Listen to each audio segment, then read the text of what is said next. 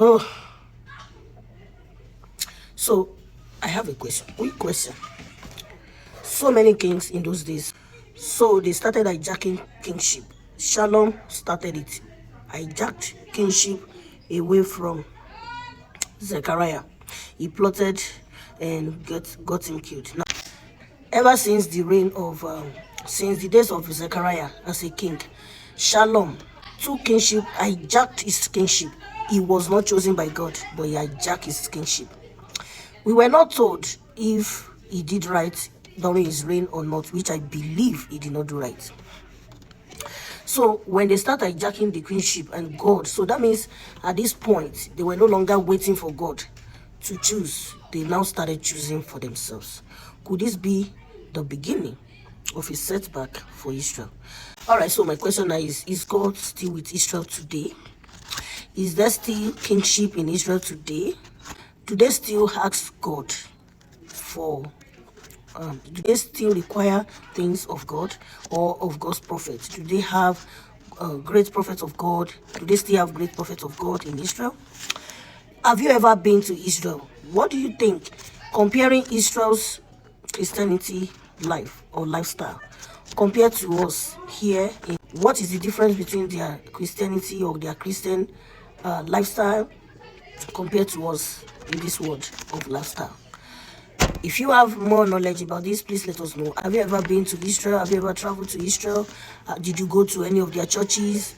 Are they still with God, like fervently with God? Do we still have the high places in Israel? Do we still have the prophets who are as dedicated as their old prophets, even though now it's going to be pastors, not prophets? Hello, good day, my glorious families. I welcome you to today's chapter of the day. All right, so we are in chapter 15. Today is about Judah's king Azariah, Israel's king Zechariah, Israel's king Shalom, Israel's king Menahem, Israel's king Pekaniah, Israel's king Pekah, Israel's king Jotham. And that's it. And then, are you ready to ride this train with me? Let's go.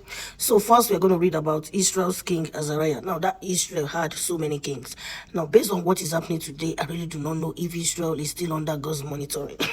Like, is God still with these Israelites? A lot has transpired, a lot has happened in Israel.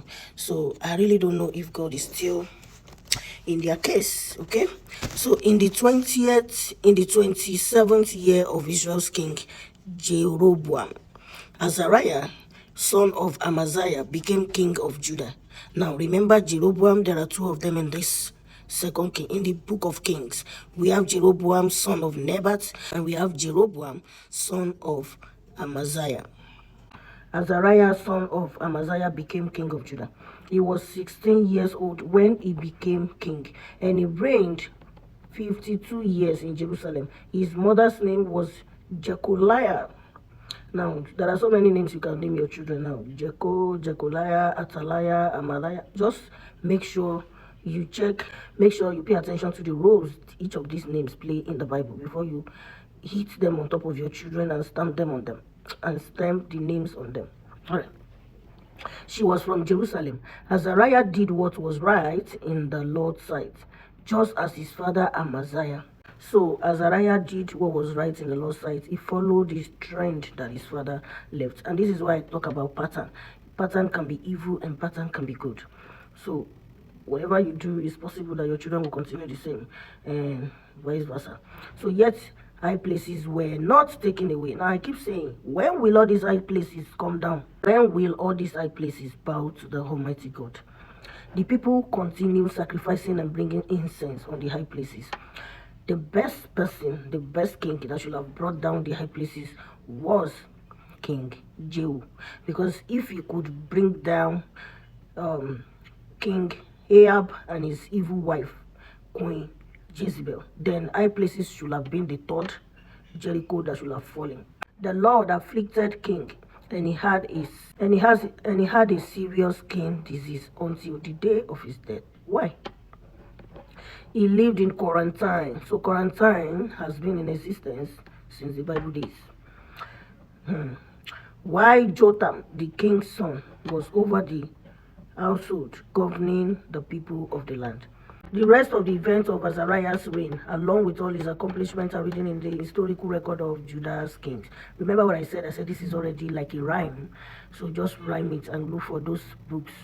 Historical record of Judah's king, historical record of Israel's kings, historical record of Samaria kings or whatever. Look for all of them if you really want to know more about all of these stories. Azariah rested with his fathers and was buried with his fathers in the city of David. His son Jotham became king in his place. There was a time a question arose in my church back in those days when I was in Nigeria. So at the youth church, Pastor Shegun, if you are watching this, you were the one that asked us that question. I can't remember. I think we were at the Unilag auditorium. No, Unilag, not multipurpose hall, theater hall or whatever. The other hall that is after multipurpose hall, all the way down. We were at that hall that time. Yeah, Unilag auditorium. Yeah, we were there. I think that was during one of the schools, maybe School of Ministry. I think it was School of Ministry. That was the day they probably taught us about demonization. And then a question arose, or maybe it was during Bible Club. I can't remember, but there was a time you asked us after King Jehoshaphat who was next. So you you asked us to stack those kings according to how they reigned. So we mentioned King Solomon, King this, King that, and I failed that test actually. Now, if somebody had to test me on this particular one, let's talk about Solomon, after David, Solomon, and la. Bring it down up till maybe like Jeroboam, and then who else? I can still pass because I am already confused about the names. Azariah, Hazahiah, Zechariah, everything, Raya. It's best to put Bible on audio and enjoy Bible. Just focus on where the story is landing, keywords. Those are what I'm interested in. Only history student can follow all this through. I am not an history student. Okay, let's go. He said, now let's go to King Jotham.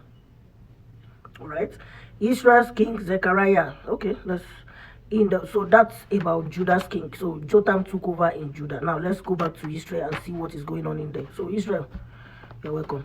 Israel's king Zechariah. In the 38th year of Judah's king Azariah, Zechariah son of Jeroboam reigned over Israel in Samaria for 6 months. Really? Just 6 months? He did what was, of course, those that did what was evil in the Lord, they don't last. They die so soon. He did what was evil in the Lord's sight as his fathers had done. He did not turn away from the sins Jeroboam son of Nebat had caused Israel to commit. Appreciate me. What is wrong with these people? Anyway, Shalom, son of Jabesh. Shalom, son of Jabesh. I'm trying to underline that part. Conspired against Zechariah. He struck him down publicly, killed him, and became king in his place. As for the rest of the events of Zechariah's reign, they are written in the historical record of Israel's king. The word of the Lord that he spoke to Jehu was, 4 generations of your sons will sit on the throne of Israel. And it was just like that. It was so. Israel's king Shalom. So this Shalom, son of Jabesh, conspired against Zechariah and then killed Zechariah. And now he's the king. So how is he sure somebody will not take him off like he took another off? He took off his predecessor. All right, let's wait and see. Israel's king Shalom in the 29th year of Judah's king Uzziah. Okay, and for the last king here, Judah's king Jotham. In the 2nd year of Israel's king Pekah, son of Remaliah, Jotham, son of Uzziah, became king of Judah. He was 25 years old when he became king, and he reigned 16 years in Jerusalem. His mother's name was Jerusha, daughter of Zadok. He did what was right in the Lord's sight, just as his father Uzziah had done. Yet the high places were not taken away. The people continued sacrificing and burning incense on the high places. In the 39th year of Judah's king Uzziah, Shalom, son of Jabesh, became king. He reigned in Samaria a full month. Tell us a month. Which one is a full month? A month. Just 1 month. He reigned, or you can say he reigned in Samaria 30 days. So his own is not even a month. 30 days. We'll use days, not month. Then Menahem, son of Gadi, came up from Tazar to Samaria and struck down Shalom, son of Jabesh there. He killed him and became king in his place. So now kingship in Israel now became an hijacking, how would I put it? It became what people hijack. So they just hijack it. God was no longer choosing. They are now choosing for themselves. When I said your evil comes back to you, has it not happened? Shalom was also being attacked and taken off the way. So they were helping God now to choose the king. They hijack kingship. Kingship, hijacking of kingship. Maybe that should be the title. All right. No wonder Israel today kind of in different kind of mess. They have forgotten they've forgotten where they came from. They no longer belong there somehow. Oh, then let me repeat that again. Menahem, son of Gadi, came up from Tazar to Samaria and struck down Shalom, son of Jabesh there. He killed him and became king in his place. As for the rest of the events of Shalom's reign, along with the conspiracy that he formed, they are written in the historical record of Israel's king. Now, if I have to grab that book, I am not reading about Shalom. He has taught me nothing. There's nothing good about him. The Bible did not even record whether he did right or wrong in the sight of the Lord. But I am very sure he did wrong in the sight of the Lord. That is my verdict for him. Israel's king, Menahem. Okay, at that time, starting from Tazar, Menahem attacked Tipsah, all who were in it and its territory, because they wouldn't surrender. He ripped open all the pregnant women, Lord of Jesus. In the 39th year of Judah's king Azariah, Menahem, son of Gadi, became king over Israel, and he reigned 10 years in Samaria. He did what was evil in the Lord's sight. Throughout his reign, he did not turn away from the sins Jeroboam, son of Nebat, had caused Israel to commit. So Jeroboam, son of Nebat, committed a sin, and that became the foundation of all of their sins. And different kings started tapping from that evil instead of the blessings that others have done. All right, King Pul. All right, Pul is P-U-L, but it's pronounced as Paul, or you can say Pul. Okay? All right, so, oh God. In the 39th year of Judah's king Azariah, Menahem, son of Gadi, became king over Israel, and he reigned 10 years. Okay, verse 19. King Pul of Assyria invaded the land. So Menahem gave Pul 75,000 pounds of silver, so that Pul would support him to strengthen his grasp on the kingdom. Then Menahem exacted 20 ounces of silver from each of the prominent men of Israel to give to the king Assyria. So the king of Assyria withdrew and did not stay there in the land. Verse 21. The rest of the events of Menahem reign, along with all his accomplishments, are written in the historical record of Israel's kings. Menahem rested with his fathers, and his son Pekahiah became king in his place. Israel's king Pekahiah. In the 15th year of Judah's king Azariah, Pekahiah, son of Menahem, became king over Israel in Samaria, and he reigned 2 years. He did what was evil in the Lord's sight, and did not turn away from the sins Jeroboam, son of Nebat, had caused Israel to commit. Then his officer Pekah, son of Remaliah, conspired against him and struck him down in Samaria, Adi, with Agab and Ariab. There were 50 Gileadite men with Pekah. He killed Pekahiah and became king in his place. As for the rest of the events of Pekahiah's reign, along with all his accomplishments, they are written in the historical record of Israel's king. Israel's king Pekah. In the 52nd year of Judah's king Azariah, Pekah, son of Remaliah, became king over Israel in Samaria, and he reigned 20 years. He did what was evil in the Lord's sight. He did not turn away from the sins that Jeroboam, son of Nebat, had caused Israel to commit. In the days of King Pekah of Israel, King Tiglath-Pileser of Assyria came and captured Ijon, Abel-Beth-Maachah, Janoah, Kadesh, Hazor, Gilead, and Galilee, all the land of Naphtali, and deported the people to Assyria. And deported the people to Assyria. Then Hoshea, son of Eli, organized a conspiracy against Pekah, son of Remaliah. He attacked him, killed him, and became king in his place in the 20th year of Jotham, son of Uzziah. As for the rest of the events of Pekah's reign, along with all his accomplishments, they are all written in the historical record of Israel's kings. Judah's king Jotham.